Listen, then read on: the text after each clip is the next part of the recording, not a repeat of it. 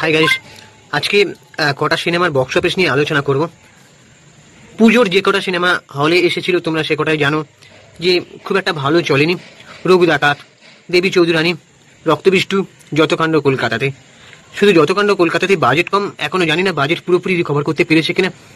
তারপরে এসেছিল স্বার্থপর সিনেমাটা, তারপরে এসেছে রান্নাবাটি, তারপরে আরো কয়েকটা সিনেমা এই রিসেন্ট এসেছিল।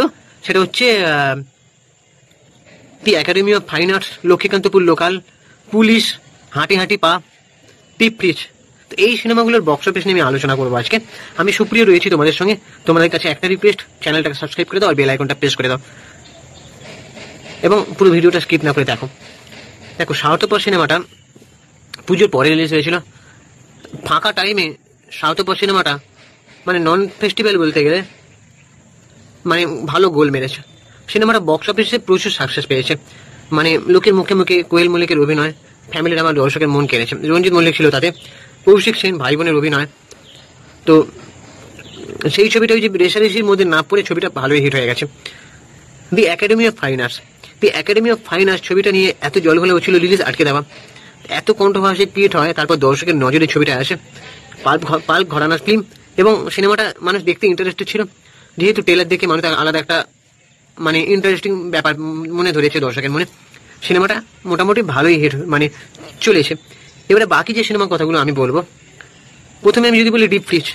ডিপ ফ্রিজ ছবিটা জাতীয় পুরস্কার প্রাপ্ত ছবি। সেখানে আবির অভিনয় করেছে, তনুশ্রী চক্রবর্তী, অনুরাধা মুখোপাধ্যায়। কিন্তু সিনেমাটা ডিজাস্টার হয় বলতে গেলে, মানে খুব একটা ভালো চলেনি। তারপরে ডিপ ফ্রিজের পরে তোমার পুলিশ ছবিতে টোটা রায়চৌধুরী, রাজচন্দ্র পরিচালিত। রাজচন্দ্রের ওয়াইফ আছে ছবিতে, টোটা রায়চৌধুরীর বিপরীতে। অনেকদিন পর একটা কমার্শিয়াল ছবি আসে।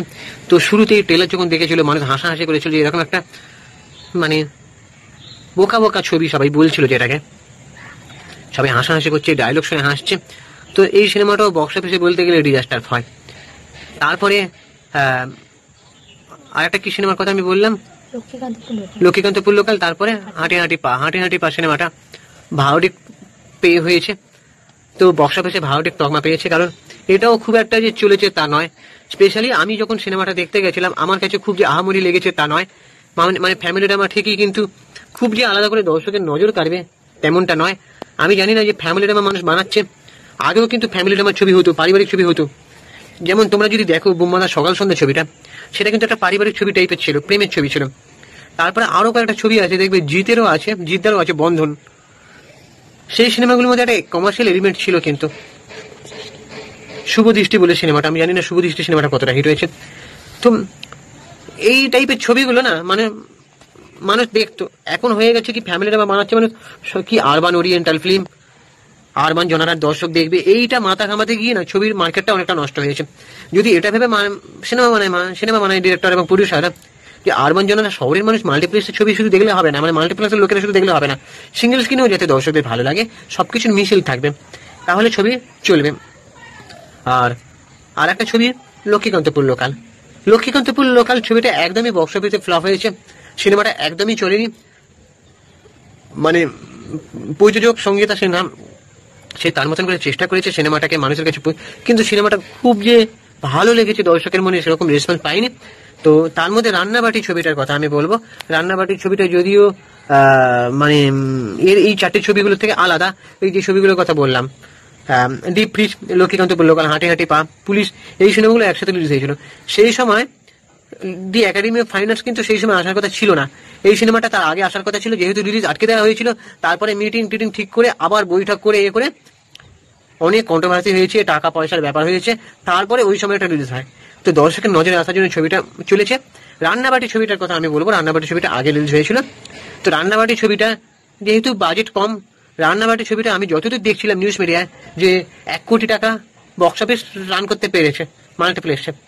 তো এখানে সবাই নিউজ মিডিয়ায় একটা কথা লিখছে যে রান্নাবাটি ছবিটা 1 কোটি টাকার মুখ দেখলো, মানে 1 কোটি টাকা বক্স অফিস দিয়েছে। তো মানে তারা এত লাফালাফি কেন করছে আমি ভাই বুঝি না। যেখানে ধুরন্ধর ছবি এসেছে 100 কোটি ক্রস করে ফেললো, হ্যাঁ, আর এখানে আমাদের বাংলা সিনেমা মানে তলানিতেই ঠেকছে বলতে গেলে।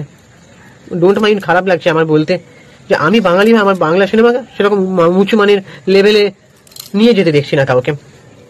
ঠিক আছে, যদিও একা কারোর পক্ষে সম্ভব নয়। রান্নাবাটি ছবিটা 1 কোটি টাকা বক্স অফিস দিয়েছে, তাতেই তাদের মানে আনন্দ আর ধরছে না। আমি কারণ নাম না করে বলছি, তো এটা তো আর গর্বের কথা নয়। এই 1 কোটি টাকার ব্যবসা 90 দশকে অনেক সিনেমা দিয়েছে 1 কোটি টাকার ব্যবসা। তখনকার দিনে 1 কোটি টাকা কষ্ট হয়ে গেছে ব্যবসা। তো যেখানে শ্বশুরবাড়ি জিন্দাবাদের ওভারঅল কালেকশন যদি তোমরা দেখো, পাগলুর ওভারঅল কালেকশন যদি তোমরা দেখো, চাঁদের পাহাড়, তারপরে তোমার মিশ্র রহস্য, অ্যামাজন অভিযান, আমি এখন ছবির কোয়ালিটি নিয়ে এখানে কথা বলছি না, বক্স অফিস নিয়ে কথা বলছি। তো এখন একটা ছবি 1 কোটি দিতে দিতে হিমশিম খেয়ে যাচ্ছে। যে ছবি 1 কোটি টাকা রান দিচ্ছে তারা আবার কদিন পরে সাকসেস পার্টি করবে।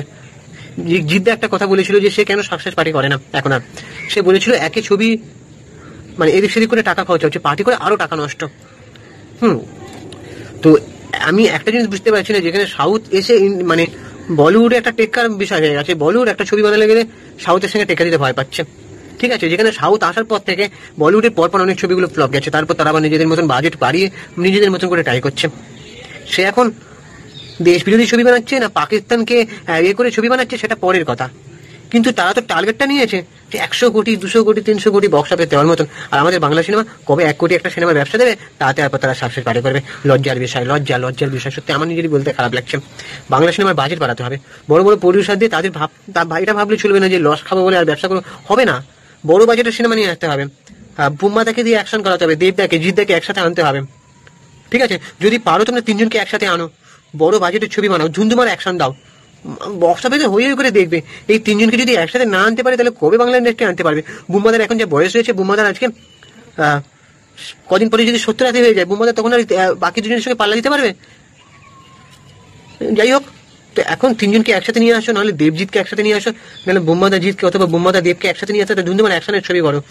ঠিক আছে, কমার্শিয়াল সিনেমা সাউথ লেভেল থাকলেও বাঙালিয়ানাটা একটু থাকে যেন, কারণ অনেকে আবার রিভিউ দেয় যে বাঙালিয়ানা হারিয়ে যাচ্ছে। যাই হোক, খাদানে পুরোটা সাউথ লেভেল ছিল অনেকটা, কিন্তু ভালো ভালো স্ক্রিপ্ট রাইটারদের তুমি তুলে আনো, পারবে বস, পারবে তোমরা।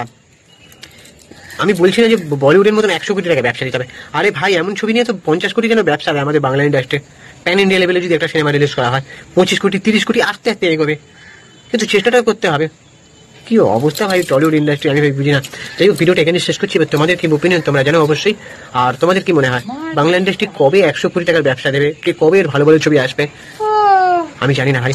যাই হোক, তোমরা চ্যানেলটাকে সাবস্ক্রাইব করে দাও আর বেল আইকনটা প্রেস করে দাও। আর আমি ইনস্টাগ্রামে রয়েছি চিঙ্কি বাবু 253, তোমরা ওখানে গিয়ে ফলো করে দাও। টাটা, দেখা হচ্ছে পরের ভিডিওতে।